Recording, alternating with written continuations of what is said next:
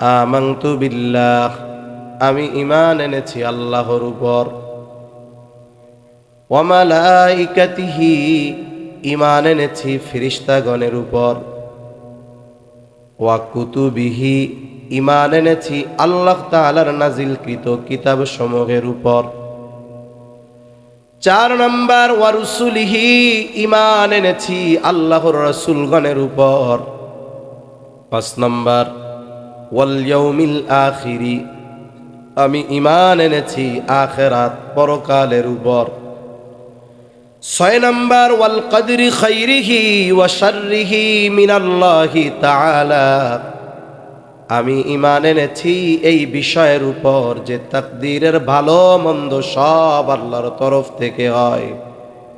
7 number ওয়াল বা'সি বা'দাল মাউত, আমি ঈমান এনেছি মৃত্যুর পরে পুনরুজ্জীবিত হওয়ার উপর। কয়টা বাক্য হইল জোরে কোন, আরো জোরে। 7টা। কয়টা? 7টা। তাহলে তো ঈমানের ভিত্তি 6টা, কিন্তু বাক্য তো 7টা, কেমনে হলো? 5 নাম্বার ওয়াল ইয়াউমিল আখিরি, আর 7 নাম্বার ওয়াল বা'সি বা'দাল মাউত, ঈমান এনেছি আখিরাতের উপর, ঈমান এনেছি মৃত্যুর পরে পুনরুজ্জীবিত হওয়ার উপর। বলেন তো, জবান খুইলা জবাব দিবেন, বলেন তো মৃত্যুর পরে আমরা যে আবার জীবিত হব এ ব্যাপারে কোনো সন্দেহ আছে নাকি? মৃত্যুর পরে যে জীবিত হব এটা ইহকালে না পরকালে? জোরে। দুনিয়ায় না আখিরাতে? তাহলে বোঝা গেল মৃত্যুর পরে পুনরুজ্জীবিত হওয়া এটা আখিরাতের একটা অংশ। এই হিসাবে 7 নম্বরটা মূলত 5 নম্বরের মধ্যে অন্তর্ভুক্ত। এই হিসাবে 5 আর 7 এটা মূলত 1, আর বাকি থাকে 5। এই হিসাবে হাদিসের মধ্যে বর্ণিত ঈমানের ভিত্তি সংখ্যা মোট হয় 6। আখিরাতের উপরে ঈমান আনলাম, এর দ্বারা উদ্দেশ্য আখিরাত সম্পৃক্ত যত বিষয় আছে সবগুলোর উপরে আমরা ঈমান আনছি। এখন আখিরাত শুরু হবে কখন? বলে পরকাল শুরু হওয়া প্রত্যেকটা ব্যক্তির সাথে এটা সম্পৃক্ত। এখন যদি আমার মৃত্যু হয়, আমার আখিরাত শুরু, যার মৃত্যু হবে তার আখিরাত শুরু। এই আখিরাতের অন্যতম গুরুত্বপূর্ণ একটি বিষয় যেটা, সেটার নাম হলো কিয়ামত।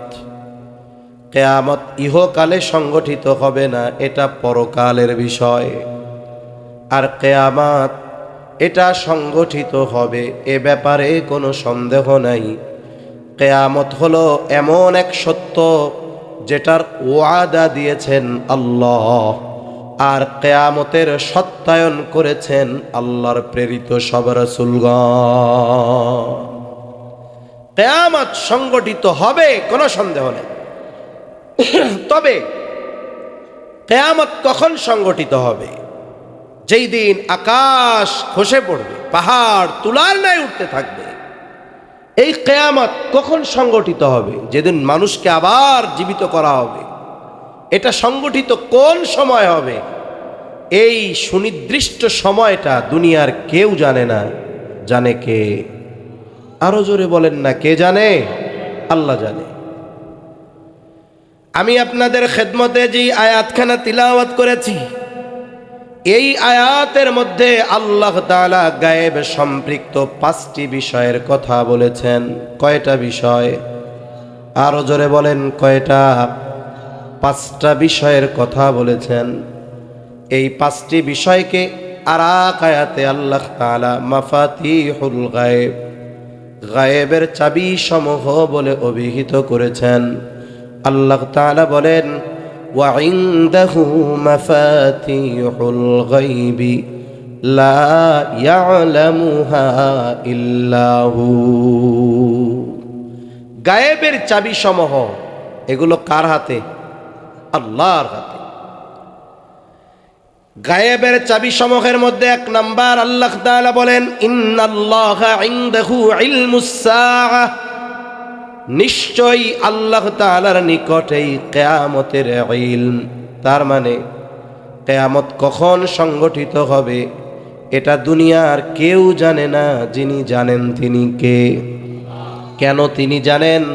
তিনি হলেন আলিমুল গায়েব, এই জন্য তিনি জানেন।